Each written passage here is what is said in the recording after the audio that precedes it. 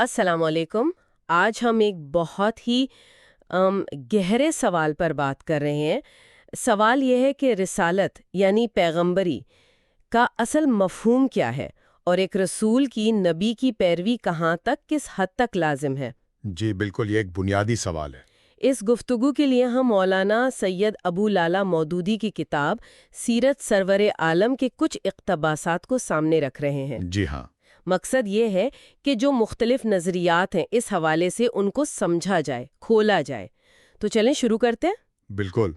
اور دیکھیں، سب سے پہلی بات جو سمجھنی ہے وہ ماخذ کے مطابق یہ ہے کہ رسول کی اطاعت اس کی ذاتی حیثیت میں نہیں ہے۔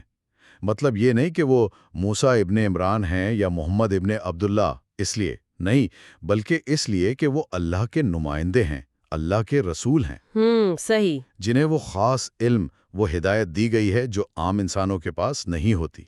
صحیح۔ تو اصل سوال جو ساری بحث کا مرکز ہے وہ یہ بنتا ہے کہ رسول کی زندگی کا کون سا حصہ، کون سے کام، کون سی باتیں ان کی پیروی ہم پر لازم ہے اور کتنی لازم ہے۔ وہ یہ کہتا ہے کہ جی اطاعت تو صرف اس کتاب کی ہے جو اللہ نے رسول کے ذریعے بھیجی ہے، بس۔ یعنی صرف وہی مطلوق قرآن پاک کی بات ہو رہی ہے۔ ہاں، مطلب کتاب پہنچا دی، رسول کا کام ختم۔ اب وہ ایک عام انسان ہے، اگر وہ کوئی حکمران ہے تو ٹھیک ہے، نظم و ضبط کے لیے بات مان لی، لیکن یہ کوئی دینی فریضہ نہیں ہوگا۔ اچھا، اور اگر وہ کوئی عالم ہے، کوئی دانا آدمی ہے تو ٹھیک ہے، اس کی بات سن لی، مان لی، لیکن یہ آپ کی مرضی ہے، واجب نہیں ہے۔ تو اس نظریے کے مطابق رسول کے فیصلے یا ان کی زندگی کوئی دائمی قانون یا لازمی نمونہ نہیں بنتے؟ بالکل نہیں۔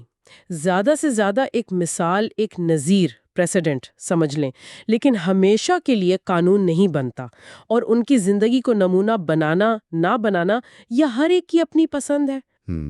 یہ تو بڑا آپ کہہ لیں محدود کر دیتا ہے رسول کے کردار کو۔ مطلب وہی آئی اور پیغمبر کا کام ختم۔ تو پھر عملی زندگی میں رہنمائی کہاں سے ملے گی؟ یہ سوال تو اٹھے گا اس پر۔ بالکل، یہ ایک اہم سوال ہے۔ اچھا، اب دوسرے نقطے نظر کو دیکھتے ہیں۔ یہ لوگ کہتے ہیں نہیں، رسول کا کام صرف کتاب پہنچانا نہیں تھا، بلکہ اس پر عمل کر کے دکھانا بھی ہے۔ جی، یعنی عملی نمونہ پیش کرنا۔ ہاں، تاکہ لوگ سمجھیں کہ بھائی ان حکموں کا مطلب کیا ہے، ان پر عمل کیسے کرنا ہے۔ صحیح۔ تو اس نظریے کے مطابق رسول نے کتاب کی جو تشریح کی، جو وضاحت کی، اور جس طرح خود عمل کیا، یعنی سنت، جی، سنت۔ اس سنت کی پیروی بھی اتنی ہی ضروری ہے جتنی کتاب کی۔ یہ بھی دینی فریضہ ہے۔ اچھا، تو یہ پہلے نظریے سے آگے بڑھ گیا۔ جی ہاں، لیکن اس میں بھی ایک بات ہے۔ یہ نظریہ بھی کہتا ہے کہ رسول کے وہ کام جو اس نے اپنی، آپ کہہ لیں، شخصی حیثیت سے کیے، مثلاً بطور حکمران یا قاضی، کسی خاص موقع پر خاص حالات میں کوئی فیصلہ دیا، وہ ہمیشہ کے لیے، ہر جگہ کے لیے قانون نہیں بنے گا۔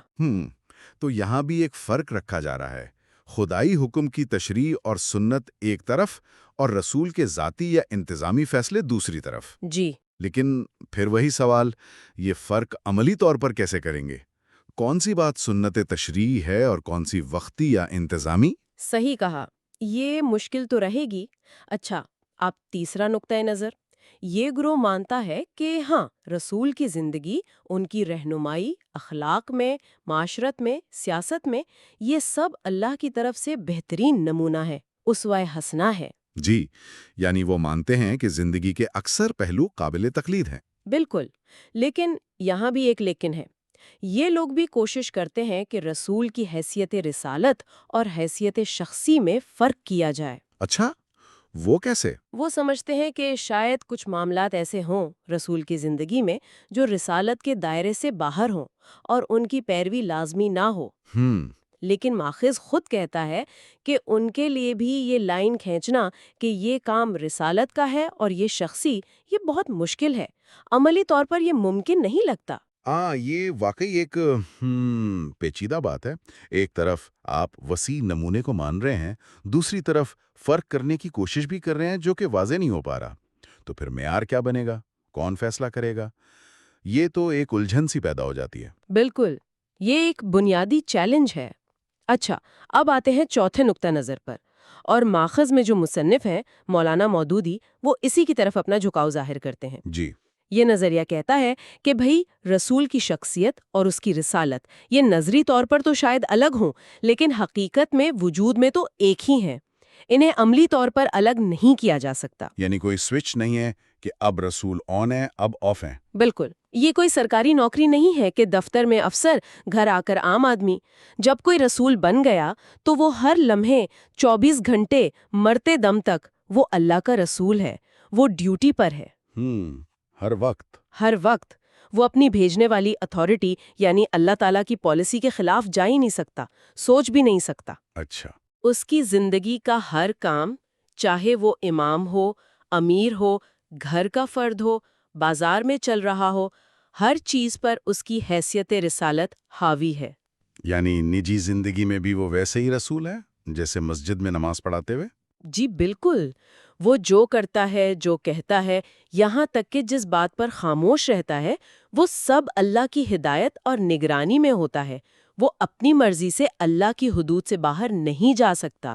تو اس کا مطلب ہے کہ رسول اپنی پوری زندگی سے ایک عملی نمونہ پیش کر رہا ہے۔ ہاں، کہ اللہ کو کیسی زندگی مطلوب ہے، انفرادی بھی، اجتماعی بھی۔ اور اسی لیے اس نظریے کا ایک لازمی نتیجہ یہ نکلتا ہے کہ رسول کو معصوم الخطا یعنی خطا سے پاک ہونا چاہیے۔ کیوں؟ تاکہ لوگ پورے اعتماد سے اس کی پیروی کر سکیں۔ اگر اس کے عمل میں غلطی کا امکان ہو تو پھر وہ کامل نمونہ کیسے بنے گا؟ پھر تو ہر کوئی کہے گا شاید یہ کام انہوں نے غلطی سے کر دیا ہو، ہم کیوں کریں؟ صحیح، یہ بات تو منطقی لگتی ہے۔ تو اگر ہم اس چوتھے نظریے کو دیکھیں تو یہ بہت گہری بات کرتا ہے۔ یہ کہتا ہے کہ رسول کی پوری زندگی بغیر کسی تفریق کے ایک مکمل نمونہ ہے۔ یعنی اسلام صرف کتاب میں لکھی چند باتوں کا نام نہیں۔ بالکل نہیں، یہ ایک پورا طرز زندگی ہے جس کا نقشہ رسول نے اپنی زندگی سے بنا کر دکھایا۔ ہاں، یہ ہو سکتا ہے کہ ان کے اعمال کی پیروی کے درجات ہوں، کچھ واجب ہوں، کچھ مستحب یعنی پسندیدہ ہوں، کچھ جائز ہوں، لیکن معیار تو پوری زندگی ہی بن گئی۔ تو جتنا کوئی اس نمونے کے قریب ہوگا اتنا بہتر مسلمان ہوگا۔ جی، اس نظریے کے مطابق تو یہی بات بنتی ہے۔ اس طرح سنت جو ہے وہ کوئی اضافی چیز نہیں رہتی، بلکہ ہدایت کا ایک لازمی بنیادی حصہ بن جاتی ہے۔ درست، اور مصنف نے بھی یہی کہا ہے کہ قرآن اور عقل سے غور کرنے کے بعد ان کا اطمینان اسی چوتھے نظریے پر ہوا ہے۔ جی، اچھا، یہاں سے بات ایک اور دلچسپ موڑ لیتی ہے۔ اگر رسول کی پوری زندگی ہی نمونہ ہے اور وہ ہر وقت اللہ کی نگرانی میں ہے تو کیا انبیاء عام انسانوں کی طرح ہی ہوتے ہیں یا ان کی کوئی خاص تیاری ہوتی ہے؟ بڑا اہم سوال ہے۔ تو اب ہم اسی پہلو پر آتے ہیں جو ماخذ میں بیان ہوا ہے، یعنی انبیاء کی خدائی تیاری۔ بتایا گیا ہے کہ انبیاء کو یوں ہی اچانک سے نہیں چن لیا جاتا، اکثر تو وہ پیدائش سے پہلے ہی نامزد ہوتے ہیں اس کام کے لیے۔ اچھا، پیدائش سے پہلے؟ جی ہاں، اور انہیں فطری طور پر بہترین انسانی صفات، پاکیزہ ذہن، غیر معمولی روحانی صلاحیتیں دے کر پیدا کیا جاتا ہے۔ یعنی پیدائشی طور پر ہی خاص ہوتے ہیں۔ بالکل، پھر اللہ تعالیٰ ان کی پیدائش سے لے کر ان کی پوری تربیت، کردار سازی اپنی خاص نگرانی میں کرتا ہے۔ نبوت ملنے سے پہلے بھی انہیں گناہوں سے، غلطیوں سے، گمراہیوں سے بچا کر رکھا جاتا ہے، شعوری یا غیر شعوری طور پر۔ یعنی ایک طرح کی حفاظت ہوتی ہے شروع سے۔ جی، اور جب وہ ہر لحاظ سے پختہ ہو جاتے ہیں، ذہنی، اخلاقی، روحانی، تب انہیں وہ خاص علم، حکمت، بصیرت، فیصلہ کن قوت دی جاتی ہے جو نبوت کے لیے ضروری ہے، اور پھر انہیں باقاعدہ ذمہ داری سونپی جاتی ہے۔ اس کی مثالیں بھی ہوں گی قرآن میں؟ جی ہاں، ماخذ میں کئی مثالیں دی ہیں۔ مثلا حضرت ابراہیم کو بڑھاپے میں اسحاق کی بشارت ملی تو ساتھ ہی ان کے نبی ہونے کی بھی خبر دے دی گئی۔ ہاں، یعنی بیٹا بھی اور نبی بھی۔ اسی طرح حضرت یعقوب کو حضرت یوسف کے بچپن کے خواب سے ہی اندازہ ہو گیا تھا کہ اللہ انہیں چنے گا، ان پر اپنی نعمت پوری کرے گا۔ جی، وہ ستاروں اور چاند سورج والا خواب۔ ہاں، پھر حضرت زکریا کی دعا پر جب یحییٰ کی خوشخبری ملی تو ساتھ ہی ان کی صفات بھی بتا دی گئیں۔ کلمت اللہ کی تصدیق کریں گے، سردار ہوں گے، پاک باز ہوں گے، نبی ہوں گے، صالحین میں سے ہوں گے۔ ماشاءاللہ، یہ سب پیدائش سے پہلے بتایا جا رہا؟ جی، حضرت مریم علیہ السلام کے پاس فرشتے کا آنا، بیٹے کی بشارت دینا اور پھر حضرت عیسیٰ علیہ السلام کی معجزانہ پیدائش کا سارا انتظام، یہ سب کیا ظاہر کرتا ہے؟ خدائی منصوبہ بندی؟ بالکل، اور حضرت موسیٰ علیہ السلام کی مثال تو بہت ہی زبردست ہے۔ جی، وہ تو ہے ہی غیر معمولی۔ پیدائش کے وقت فرعون بچوں کو قتل کر رہا ہے، اللہ کے حکم سے ماں صندوق میں ڈال کر دریا میں بہا دیتی ہیں، اور وہ صندوق سیدھا فرعون کے محل پہنچ جاتا ہے۔ جی، اور پھر فرعون کی بیوی کی نظر پڑتی ہے، وہ انہیں رکھ لیتی ہیں، اور پرورش بھی وہیں دشمن کے گھر میں اللہ کی نگرانی میں ہوتی ہے۔ سبحان اللہ!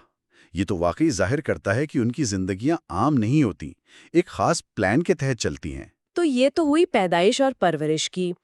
اب ذرا ان کی فطری صلاحیتوں کی بات کرتے ہیں۔ ماخذ کہتا ہے کہ انبیاء میں غیر معمولی فطرت سلیمہ ہوتی ہے، یعنی بالکل صحیح پاکیزہ فطرت۔ ساؤنڈ نیچر جسے کہتے ہیں۔ ہاں، پاکیزہ ذہن، درست سوچ، گہری بصیرت، وجدان یعنی انٹیوشن۔ شک ہو گیا۔ جی، کہا تھا کہ مجھے ڈر ہے کہ تم غافل ہو جاؤ اور بھیڑیا کھا جائے۔ ہاں، اور ماخذ کہتا ہے کہ انہیں یہ بھی اندازہ تھا کہ یہ بہانہ یہی بنائیں گے۔ پھر جب وہ رات کو روتے پیٹتے آئے، خون لگی قمیض لائے، تب بھی انہوں نے یقین نہیں کیا؟ بالکل، کہا کہ تمہارے نفس نے یہ بات تمہارے لیے گھڑ لی ہے۔ سالوں بعد بھی جب بیٹے مصر سے لوٹے تو انہیں یقین تھا کہ یوسف زندہ ہے اور مصر میں ہے۔ جی ہاں، اور وہ خوشبو والی بات بھی۔ ہاں، کہ قافلہ مصر سے چلا تو انہیں کنعان میں خوشبو آنے لگی۔ یہ سب ان کی غیر معمولی روحانی اور ذہنی صلاحیتوں کی طرف اشارہ ہے۔ صحیح۔ اور اس کا تعلق جڑتا ہے اس خاص علم سے جو انبیاء کو وحی یعنی کتاب کے علاوہ بھی ملتا ہے۔ اچھا، وہ کیا علم ہے؟ قرآن اسے کبھی حکمت کہتا ہے، کبھی حکم یعنی صحیح فیصلہ کرنے کی طاقت، کبھی نور ہدایت، کبھی بصیرت۔ جیسے حضرت نوح علیہ السلام نے کہا کہ میں اللہ کی طرف سے وہ جانتا ہوں جو تم نہیں جانتے۔ حضرت ابراہیم علیہ السلام کے بارے میں ہے کہ انہیں آسمان اور زمین کی بادشاہت کا مشاہدہ کرایا گیا۔ جی، لوط علیہ السلام کو علم و حکم ملا۔ یعقوب علیہ السلام کے بارے میں ہے کہ انہیں اللہ کا سکھایا ہوا علم تھا۔ یوسف علیہ السلام کو حکمت و علم ملا۔ موسیٰ علیہ السلام کو حکم و علم ملا۔ اور نبی اکرم صلی اللہ علیہ وآلہ وسلم کے بارے میں آپ صلی اللہ علیہ وآلہ وسلم کے لیے فرمایا کہ اللہ نے آپ کو وہ سکھایا جو آپ پہلے نہیں جانتے تھے۔ یہ خاص علم انہیں ایک اندرونی روشنی دیتا ہے، ایک سمجھ دیتا ہے۔ تو یہ عام علم جیسا نہیں ہوتا؟ نہیں، یہ وہ بصیرت ہے جس سے ان میں اور عام لوگوں میں وہی فرق ہو جاتا ہے جو دیکھنے والے اور اندھے میں ہوتا ہے۔ قرآن پوچھتا ہے نا، کیا اندھا اور دیکھنے والا برابر ہے؟ اسی کو بعض اوقات وحی خفی یعنی چھپی ہوئی وحی یا الہام بھی کہتے ہیں۔ اچھا۔ اور بات صرف یہیں ختم نہیں ہوتی کہ صلاحیتیں اور علم دے دیا۔ ماخذ یہ بھی کہتا ہے کہ اللہ ان پر مسلسل نگرانی رکھتا ہے۔ جی، یہ بہت اہم نکتہ ہے۔ ہر وقت خاص نظر رکھتا ہے، انہیں غلطیوں سے بچاتا ہے، چاہے وہ انسانی کمزوری سے ہوں، شیطان کے وسوسے سے ہوں یا نفس کی کسی خواہش سے۔ یعنی حفاظت کا ایک نظام ہے۔ جی، یہاں تک کہ اگر وہ اپنے اجتہاد میں یعنی اپنی رائے سے کوئی فیصلہ کرنے میں کوئی معمولی سی جسے آپ کہہ لیں بھول چوک کر بھی جائیں تو کیا ہوتا ہے؟ فوراً اللہ کی طرف سے اصلاح کر دی جاتی ہے، ٹوک دیا جاتا ہے۔ اچھا، اس کی بھی مثالیں ہیں؟ جی بالکل۔ جیسے حضرت یوسف علیہ السلام والا واقعہ۔ جی، جب عزیز مصر کی بیوی نے انہیں ورغلایا تو قرآن کہتا ہے کہ اگر وہ اپنے رب کی برہان یعنی دلیل یا نشانی نہ دیکھ لیتے تو شاید مائل ہو جاتے۔ اچھا، اللہ فرماتا ہے کہ ہم نے یہ اس لیے کیا تاکہ ان سے برائی اور بے حیائی دور رکھیں، وہ ہمارے چنے ہوئے بندے تھے، تو اللہ نے وہاں مداخلت کی۔ اور کوئی مثال؟ حضرت موسیٰ علیہ السلام اور ہارون علیہ السلام کو جب فرعون کے پاس بھیجا تو وہ ڈرے۔ اللہ نے فوراً تسلی دی، ڈرو نہیں، میں تم دونوں کے ساتھ ہوں، سن رہا ہوں اور دیکھ رہا ہوں۔ یہ بھی حفاظت و نگرانی ہے۔ جی، اور ایک بہت اہم مثال حضرت نوح علیہ السلام کی ہے۔ جب ان کا بیٹا غرق ہونے لگا جو کافر تھا تو باپ کی محبت جوش میں آئی۔ جی، دعا کی انہوں نے۔ ہاں، کہا کہ اے رب، یہ میرا بیٹا میرے گھر والوں میں سے ہے اور تیرا وعدہ سچا ہے۔ تو اللہ نے کیا جواب دیا؟ اللہ نے فوراً ٹوکا، فرمایا کہ وہ تیرے اہل میں سے نہیں کیونکہ اس کے عمل اچھے نہیں ہیں، تو مجھ سے وہ بات نہ کہہ جس کا تجھے علم نہیں۔ یعنی بشری محبت میں وہ حق بات سے تھوڑا ہٹ گئے تھے؟ جی، وقتی طور پر، لیکن اللہ نے فوراً اصلاح کر دی تاکہ نبوت کا معیار قائم رہے، حق واضح رہے۔ تو ان سب باتوں کا خلاصہ کیا ہے، خاص طور پر وہ جو چوتھا نقطہ نظر تھا؟ جی، اس کا خلاصہ یہی بنتا ہے کہ انبیاء اللہ کے خاص بندے ہیں، چنے ہوئے، تیار کیے ہوئے، مسلسل ہدایت پانے والے اور محفوظ۔ اور اسی وجہ سے ان کی پوری زندگی بغیر کسی عملی تفریق کے انسانیت کے لیے ایک مکمل، قابل اعتماد اور اللہ کی طرف سے تصدیق شدہ نمونہ بن جاتی ہے۔ تو پھر ان کی سنت، یعنی ان کا طرز زندگی، وہ صرف کوئی تاریخی چیز نہیں، اس نظریے کے مطابق وہ اختیاری نہیں، بلکہ دین کو سمجھنے اور اس پر عمل کرنے کے لیے ہدایت کا ایک بنیادی لازمی ذریعہ ہے۔ تو آج ہم نے سوال پر غور کیا کہ نبی کی پیروی کس حد تک لازم ہے۔ ہم نے مختلف آراء دیکھیں جو سیرت سرور عالم میں پیش کی گئی ہیں۔ ایک نظریہ صرف کتاب تک محدود رکھتا ہے، جی، دوسرا کتاب سے جڑی سنت کو شامل کرتا ہے، ہم تیسرا وسیع تر نمونے کو مانتا ہے مگر شخصی اور رسالتی کردار میں فرق کرنے کی کوشش کرتا ہے، جو مشکل ہے۔ صحیح۔ اور چوتھا نظریہ، جسے مصنف نے بھی راجع قرار دیا، وہ کہتا ہے کہ نبی کی پوری زندگی ہی کامل نمونہ ہے، کیونکہ وہ مکمل طور پر خدائی نگرانی اور ہدایت میں ہوتی ہے۔ بالکل، اور یہیں سے وہ آخری سوال پیدا ہوتا ہے جو سوچنے کے لیے ہے۔ وہ کیا؟ کہ اگر ہم اس تصور کو مان لیں کہ نبی کی زندگی مکمل خدائی رہنمائی اور حفاظت میں تھی، تو اس سے ہمارے لیے کیا سبق نکلتا ہے؟